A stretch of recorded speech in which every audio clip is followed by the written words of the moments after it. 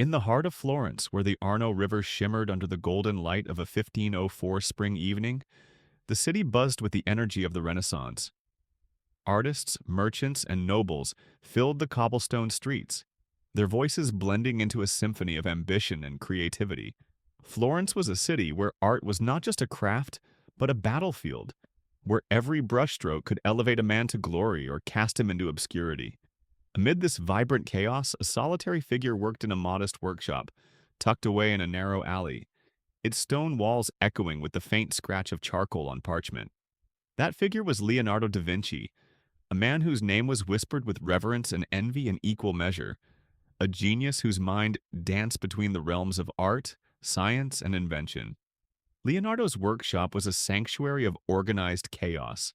Shelves lined with leather-bound books and scientific instruments stood alongside wooden tables cluttered with sketches, drawings of human anatomy, designs for flying machines, and studies of light and shadow.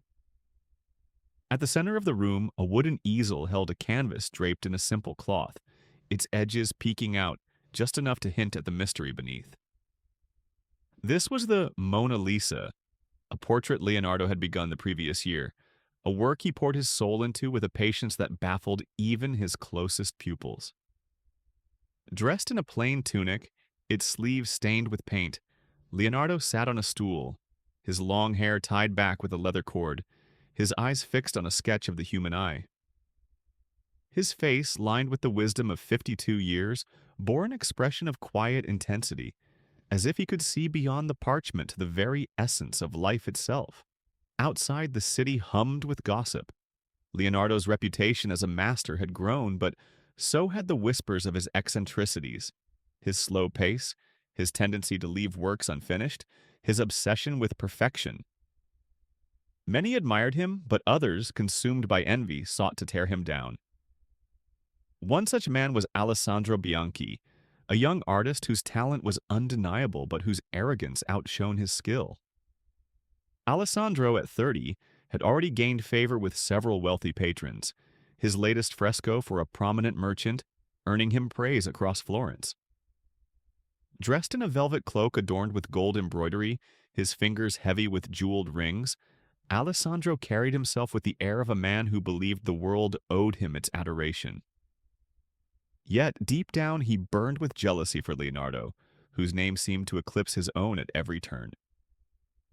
On this particular evening, as the sun dipped below the horizon and the city's lanterns began to glow, Alessandro gathered a small entourage of admirers and made his way to Leonardo's workshop. The narrow alley was quiet, save for the faint flicker of candlelight spilling through the workshop's open door. Alessandro paused at the threshold, his sharp eyes scanning the cluttered space before landing on Leonardo, who was now mixing pigments at a small table. "So, the rumors are true," Alessandro said, his voice cutting through the stillness like a blade.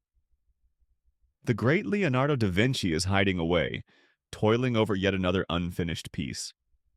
Florence waits for a masterpiece, but it seems you're more interested in playing the hermit." Leonardo looked up, his dark eyes meeting Alessandro's with a calm that seemed to unsettle the younger man. For a moment, the air between them crackled with unspoken tension, the weight of their rivalry palpable. "Art does not rush, Alessandro," Leonardo replied, his voice soft but resonant, as he returned to his work. "It reveals itself when it is ready." Alessandro's lips curled into a sneer, his laughter echoing off the stone walls. "Reveals itself? What a convenient excuse. You've been working on this so-called portrait for a year, and what do you have to show for it? Nothing but whispers and shadows. Florence deserves better than a man who hides behind his reputation." The small crowd that had gathered outside the workshop murmured, some nodding in agreement with Alessandro's taunts, others casting curious glances at Leonardo. Two of Leonardo's pupils, young Francesco and Marco, who were grinding pigments in the corner, exchanged worried looks, but their master remained unruffled. He set down his brush and stood, his movements deliberate, his gaze steady. "If Florence is so eager to see my work," Leonardo said, his tone as even as a still lake, "then I will show it. Tomorrow on the Piazza della Signoria, I will unveil the painting." But be prepared, Alessandro, to see more than you expect. Alessandro's smirk faltered for a fraction of a second, a flicker of uncertainty crossing his face, but he quickly masked it with a haughty laugh. Tomorrow, then, he declared, turning to his entourage, we'll see if the great Leonardo da Vinci is truly a master, or just a shadow of his former glory. With that, he swept out of the workshop, his cloak billowing behind him, leaving the air heavy with anticipation. Francesco approached Leonardo, his young face etched with concern. "Master, are you sure about this?" he asked. "The painting, it's not finished." Leonardo placed a reassuring hand on the boy's shoulder, his eyes twinkling with a quiet confidence. "Sometimes, Francesco," he said, "the unfinished holds more truth than the complete. Tomorrow, they will see." As the night deepened, Leonardo returned to his work, his hands moving with a grace that belied the storm brewing outside. The Mona Lisa remained hidden beneath its cloth, a secret waiting to be unveiled, while across the city, Alessandro boasted to anyone who would listen, confident that he would expose Leonardo as a fraud. The stage was set and Florence held its breath, eager to witness the clash between two artists, one driven by envy, the other by a vision that transcended time. The following morning, the Piazza della Signoria was a sea of color and sound, its cobblestone expanse filled with a throng of Florentines eager to witness the spectacle. Merchants in their striped tunics mingled with nobles in silk gowns, their jeweled brooches catching the sunlight, while children darted through the crowd, their laughter mingling with the calls of vendors selling bread and wine.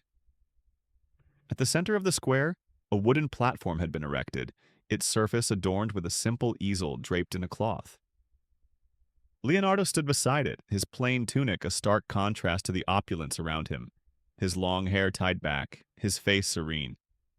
In his hands he held a small sketchbook, his fingers tracing the lines of a drawing as he waited, seemingly oblivious to the growing excitement.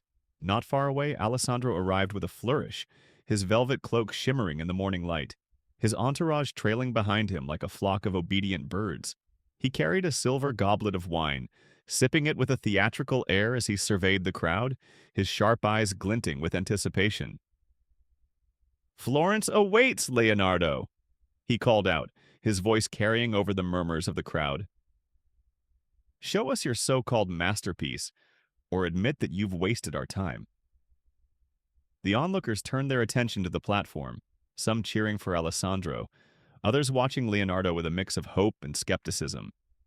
A young woman in a blue shawl whispered to her companion, "I've heard his new painting is unlike anything we've seen," while a grizzled merchant nearby scoffed, "He's been working on it for a year, probably another half-finished dream." Leonardo set down his sketchbook and stepped onto the platform, his movements slow and deliberate. His pupils, Francesco and Marco, stood at the edge of the crowd, their hands clasped nervously while a few other artists, some of whom had studied under Leonardo in the past, watched with quiet respect. "Art speaks for itself," Leonardo said, his voice calm but firm, as he reached for the cloth covering the easel. The crowd fell silent, their breaths held in collective anticipation as he pulled the fabric away, revealing the Mona Lisa to the world for the first time. At first glance, the painting seemed unremarkable. A portrait of a woman seated against a shadowy background, her hands folded delicately in her lap, her lips curved into a faint, enigmatic smile. The colors were muted, the details soft, and the composition appeared simple, almost unfinished. Alessandro's eyes widened for a moment, then narrowed as a mocking laugh erupted from his throat. This is your masterpiece," he exclaimed, turning to the crowd with a dramatic gesture. "A woman with a strange smile? I could paint 10 of these in a week. You've wasted our time, Leonardo." His entourage joined in the laughter, their voices echoing across the square, while some in the crowd nodded in agreement, their expectations dashed. But not everyone was so quick to judge. A few onlookers leaned closer, their expressions shifting as they noticed the subtle details. The delicate play of light on the woman's face, the depth in her eyes, the way the background seemed to shimmer with an otherworldly quality. A young artist named Giovanni, who had once studied under Leonardo, whispered to his friend, "There's something alive about her. Look at her eyes, they follow you." Alessandro, however, was too consumed by his own triumph to notice the growing curiosity around him. He stepped closer to the platform, his goblet still in hand, and pointed at the painting with a sneer. "You call this art? It's nothing but a sketch. Florence deserves better than this." Leonardo remained silent, his expression unchanged, as if Alessandro's words were mere whispers in the wind. He stepped forward and gently adjusted the easel, tilting the canvas so that the morning sunlight fell upon it at a different angle. "Look closer," he said, his voice soft but commanding, as he gestured to the painting. The crowd leaned in, their murmurs fading into a hush as the light danced across the canvas, transforming the Mona Lisa before their eyes. The woman's smile deepened. Her eyes seemed to follow each viewer with an almost knowing gaze, and the background revealed a distant landscape of winding paths and misty hills, its colors shifting with an ethereal glow. The technique of sfumato, which Leonardo had perfected over years of study, created an effect that was nothing short of magical, blurring the lines between reality and illusion. A collective gasp rippled through the crowd, their eyes wide with wonder as the true beauty of the Mona Lisa unfolded. Even the most skeptical onlookers found themselves captivated, unable to look away from the painting's haunting allure. A noblewoman in a crimson gown clutched her husband's arm, whispering, "It's as if she's alive!" While a young boy at the front of the crowd pointed excitedly, "Her smile, it changes!" The applause began slowly, a few hesitant claps at first, then swelled into a roar as the people of Florence realized they were witnessing something extraordinary.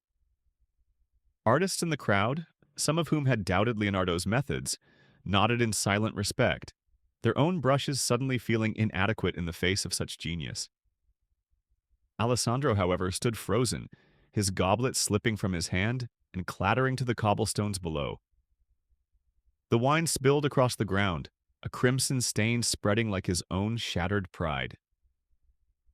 This is impossible," he stammered, his voice trembling as he stared at the painting. "How did you do this?" Leonardo turned to him, his gaze steady, a quiet strength emanating from his presence. "Art is not just paint and canvas, Alessandro," he said, his words carrying the weight of years of wisdom. "It is vision, patience, and an understanding of what lies beneath the surface. You saw only what you wanted to see, an unfinished work. But the truth is always deeper." The crowd's applause grew louder, some wiping tears from their eyes, others shouting Leonardo's name in reverence.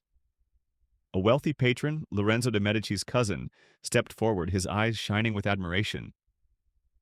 "Master Leonardo," he said, his voice filled with awe, "I will pay any sum for this painting. Name your price." But Leonardo shook his head, his expression serene. "She is not ready," he replied, his voice soft but firm. "Her time will come." The crowd murmured in surprise, but their respect for Leonardo only deepened. Here was a man who valued his art above gold, a true master whose vision transcended the fleeting desires of the moment. Alessandro, meanwhile, felt the weight of his own words crashing down upon him. The laughter of his entourage had faded, replaced by whispers of disapproval from the crowd. A few of his former admirers turned away, their faces etched with disappointment, while others cast sidelong glances at him, their expressions a mix of pity and scorn.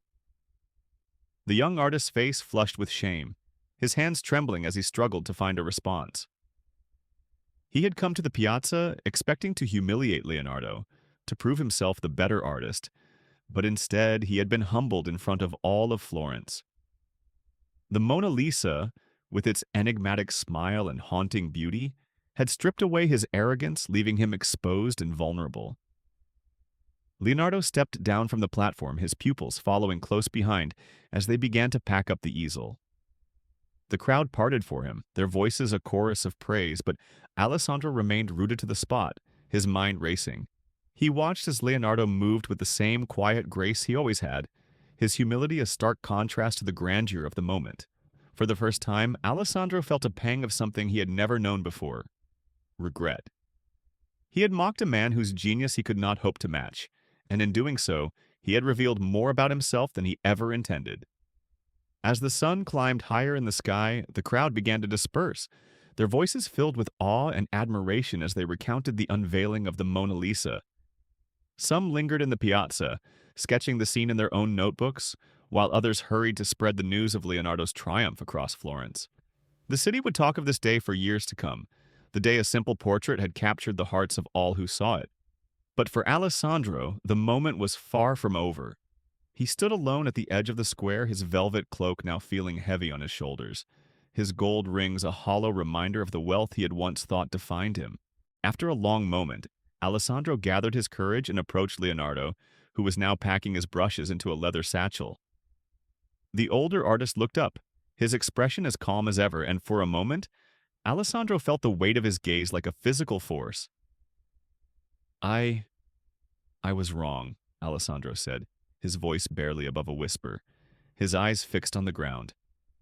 I thought art was about fame, about gold, about proving myself better than others. But you've shown me it's more than that. Leonardo paused, setting down his satchel, and turned to face the younger man fully. There was no trace of anger or triumph in his eyes, only a quiet understanding that seemed to pierce through Alessandro's defenses. Art is a mirror, Alessandro, Leonardo said, his voice gentle but profound. It reflects not what you have, but who you are. You sought to diminish me because you feared your own light was not enough. But true greatness comes from within, from the courage to see beyond the surface, to create something that touches the soul. Alessandro's throat tightened, the truth of Leonardo's words cutting deeper than any insult ever could. He thought of the countless times he had boasted of his own talent, the way he had dismissed others to elevate himself, and for the first time, he saw the emptiness of it all. I've been a fool, Alessandro admitted, his voice breaking as he met Leonardo's gaze.